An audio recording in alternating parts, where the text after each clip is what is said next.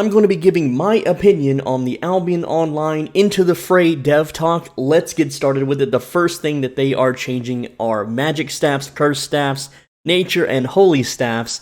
Now let me just give my opinions real quick because most likely these are not good changes. If you've looked at all of the weapon rebalancing and weapon changes over the past 2 years, they're almost all nerfs. They're almost all bad changes that have upset the player base that use those weapons, okay? Now, myself, I want to be a curse staff user, but I've always known that it's kind of OP and they're gonna nerf it. And I am a nature staff user, and they've been changing that. They keep changing nature staff. They can't find a good balance for it, I suppose. But imagine you're a player and you spent like the last 3 to 6 months maxing out your spec on these weapons, only for the devs to be like, nah, I think we're going to nerf it. I think we're going to change some things, right? Wouldn't that be upsetting? Here's just my guess. I have absolutely no idea what they're going to do with these weapons, but they're going to make, my guess is that the curse staff, they're going to absolutely nerf the death curse, okay? And also for the fire staff, they're going to nerf the meteor in some regard. That's my predictions. I have no proof that this is going to happen, but if you are a magic staff user, like mostly if you main these magic staffs and they nerf it, that's just going to make a lot of people quit. That's just going to upset a lot of people. And SBI, they never offer a free respec. They never offer for you to get all of your points back for all the work that you put into these weapons that they nerfed. I mean, imagine being, remember that punching weapon that allowed you to like 2-hit people and knock them back and stun them and purge them? They just completely took it out of the game. What if that was your main weapon? No refunds. Yeah, it got replaced with some crappy dagger that no one really enjoys. Anyway, on to the next change. The next change they announced is the Crystal Arena, which is kind of like the Crystal League or Arena but mixed together. Now, my thoughts on this is that I personally don't know anybody that does Crystal League. Crystal League is something that you need like what? For 20v20, yeah, it's a great fame farm, but you need 20 people in a pre-made to do. Alright, the majority of people that play Albion Online and MMORPGs in general, and in this day and age, are solo players. Every time I put a poll out, every time any major news outlet puts a poll, 80% people vote they are solo players. We are all literally Kirito in Sword Art Online, okay? Truthfully, I'm not making this up, okay?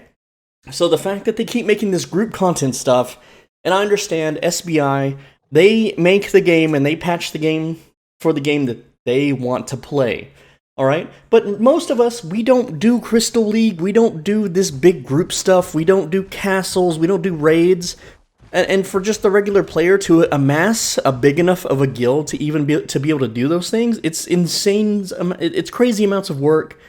My thoughts on this Crystal Arena that they're announcing is, can I solo queue for it? Can I go to a person in town or a menu drop-down box, and can I queue for it? Like right now for Arena, you can totally just queue for Arena, and that's absolutely fine. Do I have, oh, I have rewards. Let me claim those. I don't know what I got here. What did I get? Weird. Oh, it's, yeah. What did I get? Oh, I got a new skin. Cool. Thanks, guys. Appreciate it. Can't sell this until the 6th of 15. Nice. Very cool. Anyway, guys. Now, if you can solo queue for this Crystal Arena, hey, great, that's cool, that's something to do, that's something for a lot of people to do, and having more things to do in a game is great. However, if you have to be a pre-made for it, you have to get on a Discord server or some forum or some subreddit and beg people to be on your team, and then you have to fight and squabble about, oh, well, this person sucks at healing, or this person has a bad spec, or they're not using the meta build, blah, blah, blah, blah. That's bad for the game, that's bad for players, that's not fun. And that's not something that I'm going to take part in, because well, for one, I don't really have a reason to do those kinds of activities in this game anymore. But then again, I have reached beyond in-game, and most new players, do they really want to go through the stress and the chaos and just the letdown of having to like make these groups and do all this crap? I want games to do that crap for me now. This is not 2002 or 2004 World of Warcraft. You had to like type in chat, looking for group, looking for group. A lot of this game's like cool features like hardcore expeditions are all gate kept behind severely overly moderated discords, where if you don't think like a communist, then you're not allowed to participate. And even with those discords, if you manage to get in an alt account, it's like 6 hours to set up a group. I don't want to sit here for 6 hours to set up a Crystal Arena group, alright? Then they go on to talk about castles and castle outposts, all right? Same thing. I don't know a single person that owns or does castle stuff.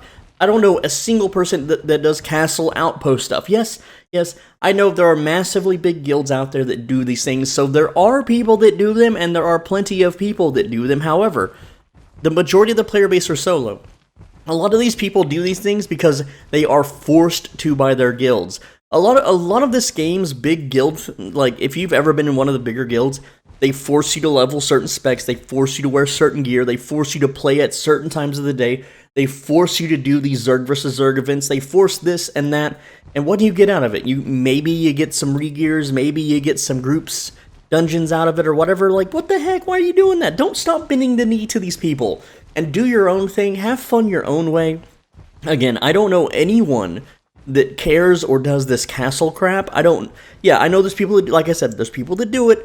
I don't personally do it. I think it's a huge developmental waste of time to cater to the 20% of the player base that touches this stuff, okay? Because I'm not one of them. I don't know anyone that casually plays this game, even the hardcore lifers that play this like 12 hours a day, even they don't do it because there's better things to do than guard some asshole's castle all day, alright? And yeah, they're overhauling the loot on the castles. Well, guess what? Even if you overhaul the loot, you still haven't fixed the problem with the black market. You haven't fixed the problem with the bots that mess with the black market. Like, all of that needs to be fixed before you do any loot overhauls at all.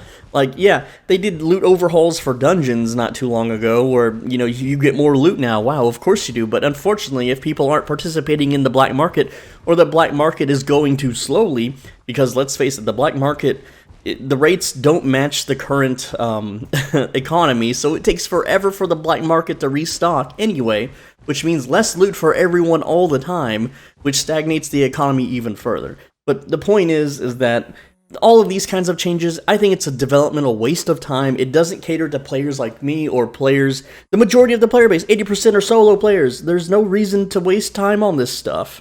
Alright, so I want to talk about the dynamic event system and what it is, and what to expect from it, and why it's good, and also why it's bad. Alright, so the dynamic events that are shown in the Dev Talk video, it shows an example of solo dungeoneering, where you get 20% fame increased in solo dungeons.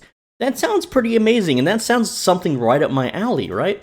However, let's face it, with the last game content release update, the open world is where you want to fame farm, and someone's talking about me in the chat. Stop talking. Do people still talk about me in this game? Wow. Anyway, the point is that I'm like the Sam Hyde of Albion. Okay. Anyway, the point is that even if you increase solo dungeons by a 20% increase in fame, you're still wasting your time, because you just go into the open world and fame farm at a much, much higher rate. 6 times faster. So let's say the only way to make this daily event worthwhile is to, they're still talking about me, is to make solo dungeoneering give 620% increased fame. Only then would it be slightly better than doing open world mobs, but it would still take longer and still wouldn't be as efficient. So, you know, to me, this is the developers trying to con the player base, to trick them into doing solo dungeons, because let's face it, there's no reason to do solo dungeons in the current patch. After the new world release update crap that they did, there's no benefit to it over doing open world mobs, and it's a complete waste of time. So the developer's giving you a little cookie, a little 20% fame boost for doing solo dungeons. It's like, what the hell are you doing? I'll just go kill mobs around the dungeon outside and get way more. There's no point. And to me, it's deceptive. It's like, well, I get it. The devs kind of, you know, wrote themselves into a corner. They programmed the game, you know, in the way that it's now better to do open world mobs, and they're trying to fix it. They're like, oh shit, well, we can't nerf it, so we better try to get players back into dungeons, because we spent all this development time making these dungeons, and now no one's doing them anymore. So they give you this little 20% incentive, hoping to trick a new player. They're like, oh wow, 20% increased fame, dude! And then they go into the dungeon, and they're not smart enough to either run a program that tracks their fame per hour, or they're not smart enough to, you know, do the mental math and the, you know, record their footage and compare their fame per hour from doing open world versus solo dungeons. And so they just get stuck doing solo dungeons, you know, because, hey, the stupid daily activity event log told them it was a good idea. So I think that that's completely scuffed and it's messed up, and it's shady. It's weird. I don't agree with it. I think it's stupid. You're gonna have to offer way more than 20% in a solo dungeon for solo dungeons to be worth it in this day and age. Okay. Now the other one is the daily production bonus, which in the example video shows 10% increase in food and 10% ore. So you may think, wow, today's a good day to go mine some ore. I'm gonna go mine ore, and I'm gonna get a 10% bonus, and that's pretty cool for gatherers, right? Well, it's good and bad, okay? Anytime there's any kind of fluctuation in the market or economy like that, what most people end up doing is they just, like rich people like me, I'm literally running around on a mammoth right now. I have billions of silver.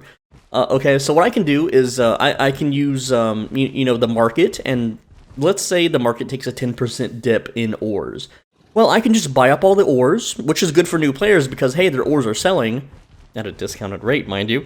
And then whenever ores aren't 10%, I can sell the ores back whenever the market, has a rise or a spike in the cost, and then I'm just making free silver. So I can't really complain about that because whatever gets more people out there gathering, hey, that's cool, I guess. That's fine. However, I think it's kind of silly because the rich just get richer in this regard, and for new players, well, if you earn 10% more ore through mining, you're losing 10% profit. So in reality, you're just back to square one as if this thing didn't exist at all. And as far as crafting goes, now like in the example, 10% increased food crafting. Well, gee, being a crafter myself, you know what this means? This means I guess I just won't craft until it's 10%. Okay, so now what this does for crafting, and this is bad, this is where it gets real bad, is all crafters are pigeonholed into waiting on the special event day where their specific craft has a 10% bonus. Because if you craft without that 10% bonus, you are crafting at a loss. Alright? Because if everyone else also waits for that 10% in crafts and you don't, you craft 10% less goods, which means you make 10% less profit. So you may be thinking, well, everyone's going to profit because of the 10% bonus. No. Everyone is still at square one, and those that don't have the patience to wait for that 10% day are at a loss. So this is even worse for the economy, but hey, what can you expect? Stillfront bought out SBI, and they just make little family-friendly games. If you look at their their log, and some corporate guy somewhere in some office was like, well, this game did it, so we're gonna do it. Oh man, it's this game, dude. Alright, next up is the Outlands Portal Black Zone changes. Anyone that has played this game, and I know I'm known as like a Yellow Zone warrior on this channel, I know that I'm known by the community as, he never goes to the Black Zone, dude. But the truth is, you can't, is this an April Fool's joke or something? Okay, so for one, if you haven't watched the video yet, go watch it on the official Albion Online channel. But basically, they're saying that they're making the portal zone in the Black Zone, it's a safe zone. It has a market, it has a bank, and you can't attack other players in the portal zone anymore. Oh boy, right? Oh man, this is so gonna help new players play our game. This is gonna help new players out so much. Yeah, except for everyone else that isn't a new player is gonna be like, what the fuck is this shit? This is not a hardcore PvP full loot game anymore. See you later, bro. And they're gonna go play something else, okay? But besides that, they make the portal zone safe because what new players would do is they don't know the portal mechanics, they don't know the bubble mechanics, and so they enter the portal zone, get immediately murked by a guild of 10 people, which if I go to the portal zone right now, you'll see it. You'll see like 10 people camping the portal zones, right? Even though technically you can't camp them. But because of players' ignorance and the fact that they're new, they get their tier 5, tier 6 set that they worked all day to get. They go out there, die immediately because they didn't know how to go invisible or how the shielding works when you change zones, and they lose their shit and quit. And, maybe SBI's internal dev team, they see the stats, and they know that, hey, this is a problem we gotta fix. Great, okay, so here you go, here's the new fix, safe portal zone. And you know what, I'm not too mad about that. I think, hey, if it gets more people playing the game, sure, whatever, that's fine, right? However, they announced another change, which is so stupid, and I hope this never comes to light. This is, when you're out in the world on your mount, you can teleport back to the portal zone. or possibly town. They haven't really discussed how it works in yellow zones or non-black zones yet, but essentially you could be on a horse, and in the example video, I'm going to show you exactly what they did, okay? So in the example vid, they are in Sanddrift Prairie. The player is like standing right here, and he uses a teleport on his horse mount, just like a tier 3 horse, tier 4 horse, whatever, I don't know the tier. But he uses a teleport to go back to the safety of the portal zone, right? And if you look at the cast bar timer that displays on the screen, the channeling time to teleport back home was 10 seconds. This is really... It's good and bad, okay? I'm going to tell you why it's good and bad. The good is that for players like me, I like to maximize my efficiency in the game. Now, when I was, just a young lad at this game and I wanted to min-max my fame per hour and all that stuff before I became mega super rich, to the point where doing anything in the game is a waste of time.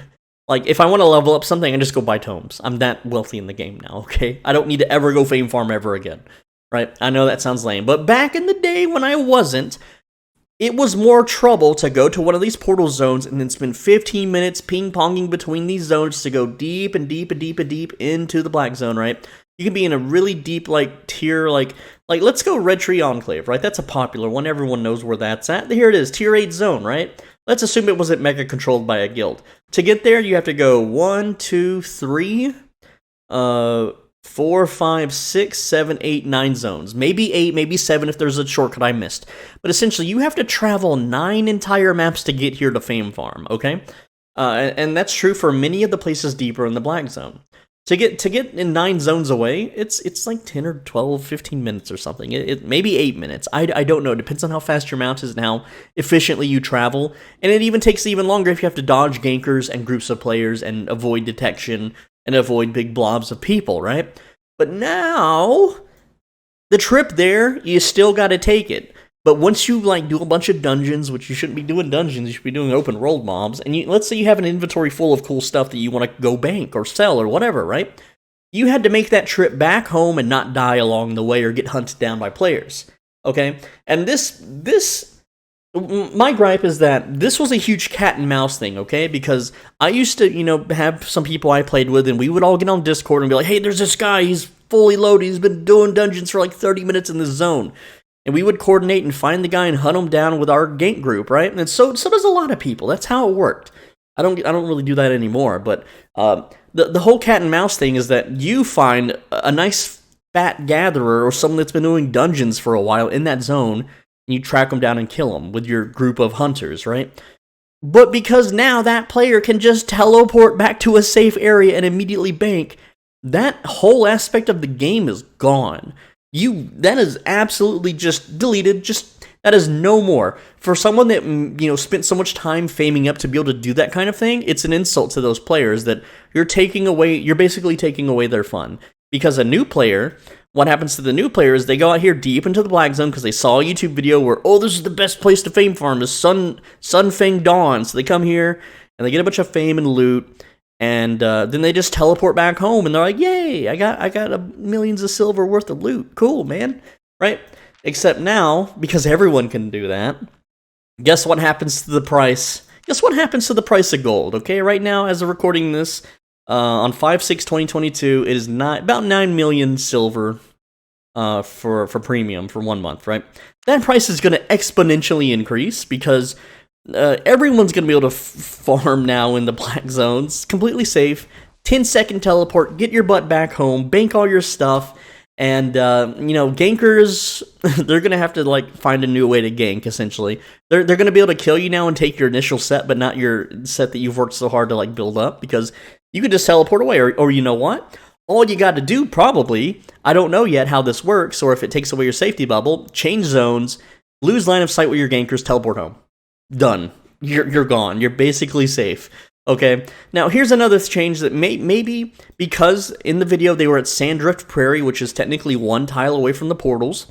Okay, it was 10 seconds. Maybe when they go up a tile, it's 20 seconds, then 30 seconds, then 40 seconds. Or maybe it even goes even crazier, like 10 seconds to 20 to 40 to 80 to 160, okay? If you want to teleport from here at White Wall Ridge to the portal zone and you have to stand still for 2 minutes... that might be fair. Maybe it's still not really fair because it still takes you longer than 2 minutes to ride back manually. And what about people that like to patrol or control zones? Like if you're a big guild, and you know, I know the majority of people are solo, but if you're a big guild and let's say you station 50 people here at this gate, 50 people here at this gate, another 20 roaming the middle section here to just clean out everyone that you want out of your territory. Well, now they can just teleport around you. There's no reason to cross through the territory. There's no more territorial blockades, which if you've watched the old advertisements for Albion Online, that's what this game was all about. It was about like gangs of marauders and bandits that would just completely own the road, own the zone, and you had to get your nation of lads together, your good boys, and then go right out and fight them on the roads to clear them out so that your trade routes and your gatherers could be all peachy, you know, happy-go-lucky again and deliver the goods back to town. That was what the game was all about, but now you just teleport. What's the point? It just completely defeats the whole purpose of it, like, and I get it. Okay, they want to get more people into the black zones doing the high, you know, risk content, but they're also willing to give them free teleports back to safety areas. It's kind of weird. Look, Stillfront owns SBI, and Stillfront makes family-friendly, easy baby games. And they probably got too many nasty emails from some Karen that was like, oh, my son played your game and he lost all his loot to bullies. And that's why they're making this change. Or maybe someone from Stillfront is like, you know what, this isn't fun, and I want to have fun. I want to get my loot without all the danger. And who knows if this teleport thing works? Like, if this teleport thing works, I can just go right here to Shift Shadow Expanse, farm, and as soon as the bottom right corner lights up with gankers, teleport right back to Bridgewatch, because why not? Don't even have to ride through the little dangerous tunnels or the danger zones. Just teleport away. Why? It's the dumb... Like, you can look through the comments section, and let me tell you right now, Albion Online, they prune comments like crazy, so you might not see them by the time this video goes up, but if you go to Albion Online's YouTube, there is so many comments hating on this change. So many. And I'm telling you right now, if you don't see them, that's because they already deleted them. Finally, they talk about celebrating PvP victories, which is just taunting people you killed by, like, dumping a flag on their body or a tombstone or whatever, right? And, you know, that's cool, I guess. However, games like Final Fantasy XIV are really against this behavior. So I don't think this is good for the game if you want to get as many people playing your game as possible. But I'm all for it. I love to just style and dunk on people. Like, can I use this in the yellow zone, SBI? Can I down someone and make them kneel and bend the knee in the yellow zone and then put a tombstone over and be like, haha, lol, XD. Even though I'm muted and can't really say that in the game, but I can still tombstone spam them, right? I used to put furniture down next to people in the yellow zone whenever I would down them, just to mark where they fell, right? And of course, some stupid botter guild would come and clean it up because the furniture would mess up their bots routes, but whatever, right? So, my gripe with this is that the fact that you have to go watch a Twitch streamer to get it, okay? And, you know, I understand. You want more eyes on your game. You want that Twitch viewership to rise so that it makes your game more popular so you get more people. I understand that. But you know what this does? This spits in the face of YouTube streamers, okay? So people like eCourt who do not stream on Twitch, and thank God that he doesn't, because Twitch sucks, alright? I don't have a problem with people that stream on Twitch. I don't stream on Twitch. I don't like Twitch. YouTube is a much better platform in every regard, but the fact that you just alienated your YouTube, you know, content creator audience for that, it's kind of sussy. But hey, grats to all the Twitch streamers. You're gonna get a big bump in viewership, so that's pretty cool, especially for dedicating yourself to such a low player count game like Albion. Anyway, now I do want to talk about just content creators in general real quick. Not so much in the vein of the update, but every single content creator for Albion Online is in SBI's pocket. Except me. Every single one of them. Even channels with 200 subscribers that get like 100 views a video, they are in SBI's pocket, and let me tell you why. They all get these giveaway codes to give to their audience for like free month subs, some gold or whatever, right? But here's the thing, SBI gives them these giveaway codes because they promote certain things. Now, I have a lot of people that share with me the emails they get from SBI. I happen to sit on some SBI conference calls, which for those that don't know, a conference call is basically like a multi-way telephone call. It's instead of just you calling someone, it's like one guy calls 10 people and they all listen to what he has to say, and you could kind of speak, when it's your turn or whatever. But the point is that they're all in SBI's pocket to the point where they send out an email that's like, hey, this month we need to push beginner guides. So can you guys make some beginner guides, put them up on YouTube, and we'll promote them out and maybe give you a spotlight on the website. And here's some giveaway codes. Thank you so much. Also, here's your $400 bonus for anyone that made these beginner guide videos. I am not part of that. And let me tell you why this is bad, okay? Let me tell not bad for me, but let me tell you why this is bad in general. What this means is that SBI can push a narrative. They can pay content creators to make content for this game. And also what this does is because they are being paid by SBI, they take their side on everything they do and sugarcoat everything that they do, even if it's bad, because it is their source of income. And what this means is that when Big Daddy SBI gives you a $400 check for making a beginner guide, then anytime someone speaks out against anything that SBI does, you are expected to defend them and stand up for them and puff up your chest and be like, no, SBI good, comment bad, right? And that's just not cool. Now, I think it's funny that I'm the only content creator, being one of the bigger ones, that is not in their pocket. They don't send me emails, they don't contact me, they don't give me codes to give away to you guys, and that's what keeps me honest, that's what keeps me real, that's what keeps these videos full of actual real thoughts. Nothing is paid for, nothing is shilled, nothing is sponsored. Alright, everything you hear from me is real and it's raw. And when people get mad at you and talk crap in the chat like earlier, you know that you're doing something right, guys. I also like in the video how he refers to the content creators as theirs. He's like, our content creators, as in we own you, and he, he's always like cracking his knuckles or something, man. Like, it's just kind of funny to see this, and you see it, and it's not just SBI, it's every game. Like, New World did it, Lost Ark did it, all these other games all do it too, and that's just business. That's just it's just good practices in the gaming world. I think it's scummy as hell. I think it's stupid to pay people's opinions, and it's sad. Like, it's whatever, man. All right, so they're adding trading dummies. Trading dummies. How long has the game been out and you don't have a trading dummy? Jeez, man. Like, okay, this will make tutorial videos a little bit easier to make, because instead of having to ride to a group dungeon to use an enemy as a target dummy with who knows how much armor they have, and doing math on their current health pool and then accidentally killing them and messing up the whole video, you can just shoot a target dummy and be like, yeah, this build does this amount of DPS and blah, blah, blah, blah, blah, right? So that's pretty cool. However, that's something that they should have had years ago, just saying. Also in the video, when they show off the muted players UI, you gotta realize that they made that video in a day, which is pretty damn impressive for a company. And I just had a lag spike. Y'all see that? I just teleported there. The fact that they made this video in one day is, hey, why aren't they making more videos on their channel? And a lot of their views come from sponsored ads. I don't know. Whoa, there is a lot of lag going on. What the heck? My ping is literally 80, but it's being weird. Maybe it's the mammoth I'm riding on. I don't know. And that's all they pretty much announced for this quote-unquote guild season. Like, who cares about guild seasons? Which the guild season ends in basically 24 days. All right, now so that means the Mists of Avalon, which is the big one that I'm looking forward to, which is the solo content where you can't be ganged up on by a huge guild of people all circle jerking in the Discord. That's actually something that will maybe get me back into the game just to mess around with for a little while. But there's really not a lot to look forward to for solo players, sadly. I wish they would cater more to the solo player base, because, a lot of people just play this on their phones these days. At least 50% of the player base are now phone users, sadly. I think it's 56%.